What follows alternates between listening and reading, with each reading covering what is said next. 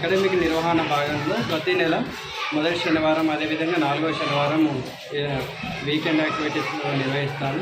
అందులో భాగంగా ఇందులో ఫుడ్ ఫెస్టివల్ ఈరోజు నిర్వహించడం జరిగింది. సో చాలా పిల్లలు చాలా వెరైటీస్ తీసుకురావడం జరిగింది. దాదాపుగా 300 రకాల వెరైటీస్ ఇక్కడ ప్రదర్శించడం జరిగింది. సో ఈ ప్రదర్శనలో ప్రతి పిల్లవాడు అదేవిధంగా వీలైన పేరెంట్స్ అందరూ కూడా పాల్గొని ఈ కార్యక్రమాన్ని విజయవంతం చేశారు. అదేవిధంగా మా టీచర్ల కృషి కూడా ఇందులో బాగుంది. సో అందరికీ కూడా ఈ వేదిక ముఖంగా అందరికీ నమస్కారం.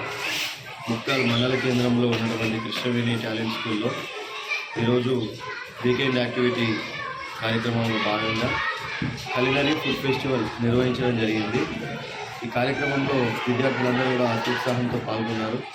వాళ్ళు హోమ్మేడ్ ఇళ్లల్లో వాళ్ళ తల్లిదండ్రుల సహాయంతో వాళ్ళే సొంతంగా ఫుడ్ ప్రిపేర్ చేసుకొని వచ్చి ఇక్కడ ఎగ్జిబిషన్ చేయడం జరిగింది.